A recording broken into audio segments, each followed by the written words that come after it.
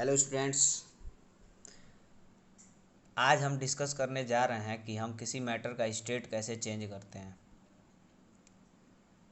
The state of matter can be changed by two ways. जो state होता है matter का वो दो तरह से चेंज किए जाते हैं, by changing its temperature and by changing it's pressure. आपको पता है कि मैटर के तीन फिजिकल स्टेट्स होते हैं, सॉलिड, लिक्विड एंड गैस। तो सॉलिड को लिक्विड में कैसे कन्वर्ट करना है, लिक्विड को गैस में कैसे कन्वर्ट करना है, गैस को लिक्विड में कैसे करना है कन्वर्ट, या लिक्विड को सॉलिड में कैसे कन्वर्ट करना है, या फिर सॉलिड को हम डायरेक्ट गैस में कैसे कन्वर्ट करते हैं, या गैस को हम डायरेक्ट सॉलिड में कैसे कन्वर्ट करते हैं।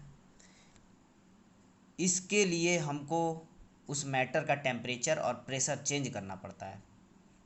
ओके, तो किसी भी मैटर का टेम्परेचर और प्रेशर चेंज करके ही हम उसको सॉलिड से लिक्विड और लिक्विड से गैस, या फिर गैस से सॉलिड, सॉलिड से गैस, गैस से लिक्विड, लिक्विड से सॉलिड में कन्वर्ट कर सकते हैं। तो किसी भी मैटर का स्टेट चेंज करने के लिए हमें दो चीज़ें याद रखनी होंगी, टेम्परेचर एंड प्रेशर में चेंज करना। तो सबसे पहले हमें जो मैटर का स्टेट चेंज करने का प्रोसेस है उसमें टेम्परेचर में चेंज करके हम किसी मैटर का स्टेट कैसे चेंज करेंगे उसे पढ़ना है। जिसमें सबसे पहला कन्वर्जन हमारा जो है, by changing the temperature of solid, how we can convert it into liquid, ये हमें पढ़ना है। तो सॉलिड से लिक्विड में जो कन्वर्जन होता है मैटर का उसको हम मेल्टिंग कहते हैं। ठीक है, तो सॉलिड से लिक्विड में कन्वर्जन कैसे करेंगे? The conversion of solid to liquid by increasing its temperature. Solid को लिक्विड में चेंज करने के लिए हमें उसका टेम्परेचर बढ़ाना पड़ता है। तो the conversion of solid to liquid by increasing its temperature is called melting. तो सॉलिड से लिक्विड में जब कन्वर्जन होता है तो इस प्रोसेस को हम मेल्टिंग कहते हैं, जब हम उसका टेम्परेचर इंक्रीज करके उसका स्टेट चेंज करते हैं। The temperature at which the conversion takes place, जिस टेम्परेचर पे ये कन्वर्जन होता है उस टेम्परेचर को, उस पॉइंट ऑफ टेम्परेचर को, जिस टेम्परेचर पे ये कन्वर्जन हो, जिस टेम्परेचर पे, जिस एग्जैक्ट टेम्परेचर पे कोई सॉलिड लिक्विड में कन्वर्ट होता है उस एग्जैक्ट टेम्परेचर को हम मेल्टिंग पॉइंट कहते हैं उस सॉलिड का। This conversion takes place due to the increment of temperature. The kinetic energy of the particles of solid increases and it can overcome the intermolecular force between the particles. ये conversion होने के लिए जो solid के particles होते हैं, मान लीजिए ये कोई सॉलिड है और ये छोटे छोटे पार्टिकल्स के मिलने से बना है और इसके पार्टिकल्स बहुत ही पास पास हैं। जब हम इसको हीट प्रोवाइड करते हैं तो जब हम इसको हीट प्रोवाइड कर रहे हैं, बर्न, मान लीजिए हम किसी मैच स्टिक से किसी बर्नर को जला करके इस सॉलिड को हम हीट कर रहे हैं, तो इस सॉलिड के जो छोटे छोटे पार्टिकल्स, एटम्स और मॉलिक्यूल्स के मिलने से ये सॉलिड बना है, उनके इंटरमोलिकुलर फोर्स ऑफ अट्रैक्शन जो होता है उसमें डिक्रीमेंट आता है। क्यों? क्योंकि पार्टिकल्स को जब हम हीट प्रोवाइड करते हैं तो पार्टिकल्स की काइनेटिक एनर्जी, जो भी पार्टिकल होता है उसकी काइनेटिक एनर्जी जो है वो बढ़ जाती है। आपको पता है kinetic energy is equals to half M V square होता है फॉर्मूला। ओके, काइनेटिक एनर्जी का formula half M V square होता है। तो जब हम टेम्परेचर बढ़ाएंगे तो पार्टिकल्स की वेलोसिटी बढ़ जाएगी। तो पार्टिकल्स की वेलोसिटी बढ़ने की वजह से काइनेटिक एनर्जी इंक्रीज हो जाएगा और पार्टिकल्स दूर होने लगेंगे। धीरे धीरे धीरे धीरे पार्टिकल्स के बीच में जो इंटरमोलिकुलर स्पेस है वो बढ़ जाएगा और जब पार्टिकल्स दूर दूर हो जाएंगे तो वो सॉलिड से लिक्विड में कन्वर्ट हो जाएंगे। तो इसी प्रोसेस को, जिस एग्जैक्ट टेम्परेचर पे सॉलिड लिक्विड में कन्वर्ट होता है उसको हम मेल्टिंग कहते हैं और इस प्रोसेस को हम उस एग्जैक्ट पॉइंट ऑफ टेम्परेचर को हम मेल्टिंग पॉइंट कहते हैं और इस प्रोसेस को हम मेल्टिंग कहते हैं। जैसे at 0 degree Celsius ice converted into liquid state. 0 degree Celsius पे आप देखते हैं कि आइस लिक्विड स्टेट में कन्वर्ट होता है। और 0 ही डिग्री सेल्सियस पे जो वाटर है वो सॉलिड स्टेट में कन्वर्ट होता है। लेकिन 0 डिग्री सेल्सियस पे जब आइस लिक्विड में कन्वर्ट होता है वहाँ पे हीट अलग होती है। वो हीट कैसे होती है, क्यों दोनों टेम्परेचर सेम होने के बावजूद सॉलिड लिक्विड में कन्वर्ट होता है, लिक्विड वाटर जो है वो आइस में कन्वर्ट होता है, और आइस वाटर में कैसे कन्वर्ट हो सकता है एक ही टेम्परेचर पे। इसके लिए हमें लेटेंट हीट पढ़ना पड़ेगा। लेटेंट हीट हमारा नेक्स्ट टॉपिक है, उसको हम नेक्स्ट लेक्चर में स्टडी करेंगे। तो आप जान जाइए आइस 0 डिग्री सेल्सियस पे मेल्ट करता है due to the increment of temperature. इसी प्रोसेस को हम मेल्टिंग कहते हैं। अब हमें स्टडी करना है conversion of liquid to gas. Liquid से गैस में जो कन्वर्जन होता है उस प्रोसेस को हम बॉइलिंग कहते हैं। तो बॉइलिंग कैसे होता है ये हमें स्टडी करना है। Let's see, if we increases the temperature of a liquid it starts converted into gaseous state. जब हम किसी लिक्विड का टेम्परेचर इंक्रीज करते हैं तो वो लिक्विड धीरे धीरे गैसियस स्टेट में कन्वर्ट होने लगता है। क्यों गैसियस स्टेट में कन्वर्ट हो रहा है ये लिक्विड, क्यों गैस में चेंज हो रहा है? क्योंकि लिक्विड के पार्टिकल्स सॉलिड के पार्टिकल्स से दूर दूर होते हैं और उनकी काइनेटिक एनर्जी इंक्रीज हो जाती है। जब ये काइनेटिक एनर्जी इंक्रीज होती है तो लिक्विड के जो पार्टिकल्स होते हैं वो धीरे धीरे गैस में कन्वर्ट होने लगते हैं। लिक्विड के पार्टिकल्स एक दूसरे से दूर भागेंगे, उनकी काइनेटिक एनर्जी बढ़ जाएगी, उनकी वेलोसिटी बढ़ जाएगी और बहुत तेज़ी से वो पार्टिकल्स बहुत दूर हो जाएंगे, जिस वजह से ना तो उनका शेप डेफिनेट हो पाएगा ना तो वेलोसिटी। इस वजह से वो अपना पोजीशन छोड़ करके ऊपर उठने लगते हैं, क्योंकि ग्रेविटेशनल फोर्स उनको अट्रैक्ट नहीं कर पाता है, जिस वजह से लिक्विड के पार्टिकल्स जो हैं वो गैसीय स्टेट में कन्वर्ट होने लगते हैं। इस तरह से टेम्परेचर में चेंज होने के वजह से लिक्विड का गैसियस स्टेट में कन्वर्ट होना बॉइलिंग कहलाता है। और जिस एग्जैक्ट टेम्परेचर पे ये बॉइलिंग प्लेस करता है उस एग्जैक्ट टेम्परेचर को हम बॉइलिंग पॉइंट कहते हैं। जैसे water at 100 degree Celsius water converted into gaseous state, ठीक है। Therefore 100 degree Celsius is the boiling point of water. तो 100 डिग्री सेल्सियस पे वाटर गैसियस स्टेट में कन्वर्ट हो रहा है, 100 डिग्री सेल्सियस वाटर का बॉइलिंग पॉइंट हो जाएगा। और जिस प्रोसेस के थ्रू वाटर गैसियस स्टेट में कन्वर्ट हो रहा है उस प्रोसेस को हम बॉइलिंग कहेंगे। ये सेकेंड पॉइंट था जिसमें हम स्टेट चेंज पढ़े हैं। अब हमें थर्ड पॉइंट पढ़ना है liquid to solid conversion. Conversion of liquid to solid. Liquid solid में कैसे चेंज होता है? लिक्विड का सॉलिड में चेंज होना फ्रीजिंग कहलाता है। जब हम किसी लिक्विड का टेम्परेचर डिक्रीज़ करते हैं तो लिक्विड के पार्टिकल्स जो कि दूर दूर हैं वो एक दूसरे को अट्रैक्ट करने लगते हैं और पास आने लगते हैं। जब वो क्लोज होते हैं, ये पास क्यों आते हैं? जब इसको हम कूल करते हैं तो कूल करने पर काइनेटिक एनर्जी जो होती है लिक्विड के पार्टिकल्स की वो डिक्रीज़ हो जाती है। कूल करने पर काइनेटिक एनर्जी डिक्रीज़ होने लगती है पार्टिकल्स की। क्यों? टेम्परेचर जो होता है, टेम्परेचर किसी भी सब्सटेंस का टेम्परेचर जो होता है वो डायरेक्टली प्रोपोर्शनल होता है काइनेटिक एनर्जी के। ये एक रूल है जिसे आपको आगे पढ़ना है। Temperature is directly proportional to kinetic energy. इसका मतलब टेम्परेचर जैसे अगर बढ़ता है किसी सब्सटेंस का तो काइनेटिक एनर्जी भी इंक्रीज़ करेगी, टेम्परेचर कम किया जाएगा तो काइनेटिक एनर्जी भी कम हो जाएगी। तो यहाँ पे हम लिक्विड के पार्टिकल्स की जब टेम्परेचर को कम करते हैं तो उसकी काइनेटिक एनर्जी डिक्रीज़ होने लगती है, जिस वजह से पार्टिकल्स की वेलोसिटी कम हो जाती है। काइनेटिक एनर्जी कम होगी तो पार्टिकल्स की वेलोसिटी भी कम हो जाएगी और पार्टिकल्स एक दूसरे के क्लोज आने लगेंगे। पार्टिकल्स जैसे जैसे क्लोज आते हैं उनका इंटरमॉलिक्यूलर फोर्स बढ़ जाता है और उनका शेप और साइज बिल्कुल डेफिनिट हो जाता है और वो सॉलिड स्टेट में कन्वर्ट हो जाते हैं। इस तरह से पार्टिकल्स का पास आने के वजह से डेफिनिट शेप में कन्वर्ट होना, डेफिनिट वॉल्यूम में कन्वर्ट होने की वजह से सॉलिड में कन्वर्जन हो जाता है लिक्विड का। इस प्रोसेस को हम फ्रीजिंग कहते हैं। और जिस एग्जैक्ट टेम्परेचर पे कोई भी लिक्विड सॉलिड स्टेट में कन्वर्ट होता है उस एग्जैक्ट टेम्परेचर को हम उस लिक्विड का फ्रीजिंग पॉइंट कहते हैं। जैसे एग्जाम्पल में मैंने आपको नोट्स में यहाँ पे लिखा हुआ है water converted into ice eight 0 degree Celsius. Water जो है 0 डिग्री सेल्सियस पे आइस में कन्वर्ट होता है।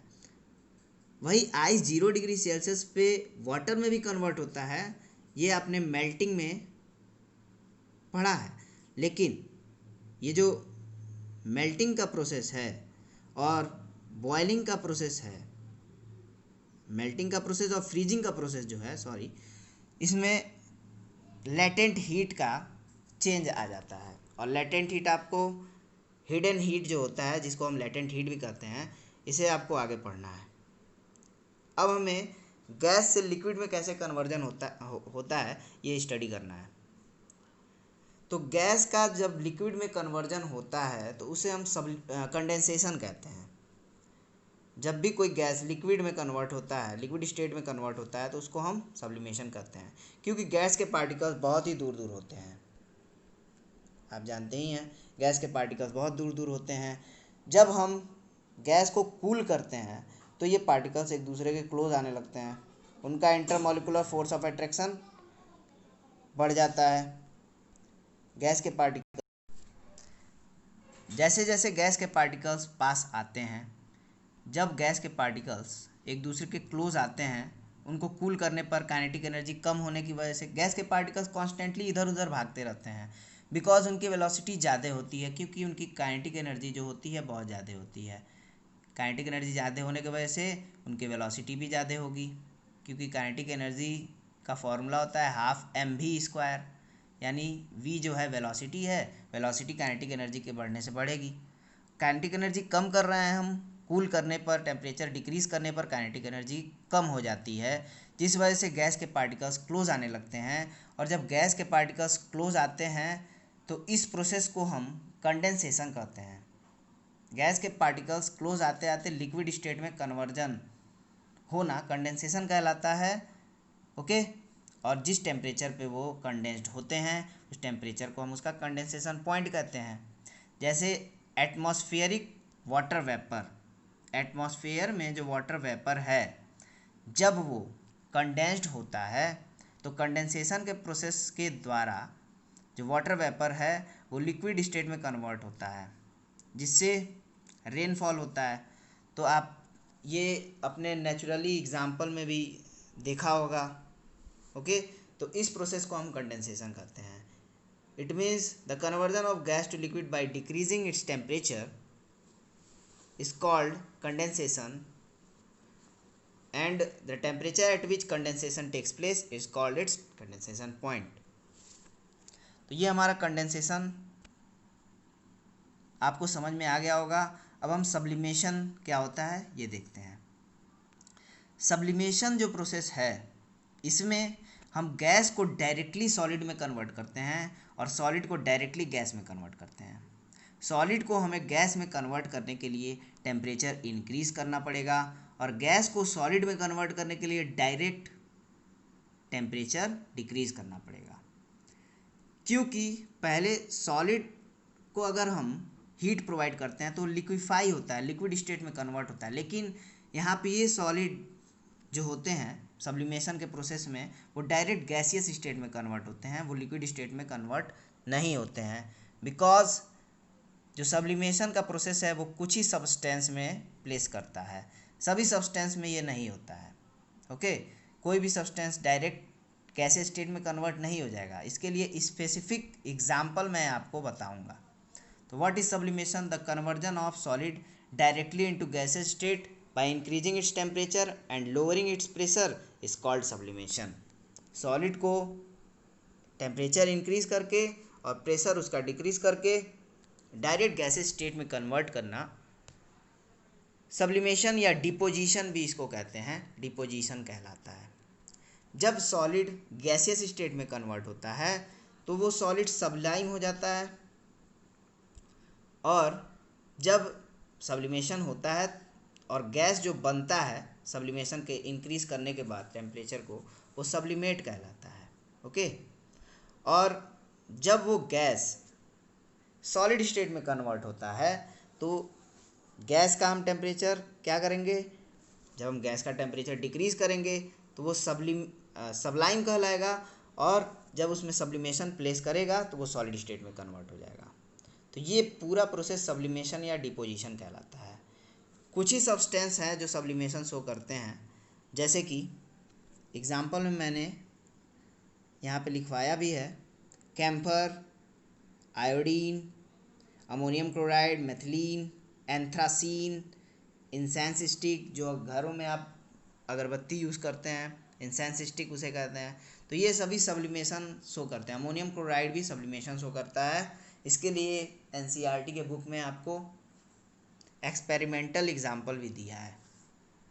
क्या करते हैं हम, we take some ammonium chloride in a china dish. हम कुछ अमोनियम क्लोराइड को चाइना डिश में लेते हैं, जैसा कि लैब में आपको चाइना डिश दिया रहा होगा, ठीक है।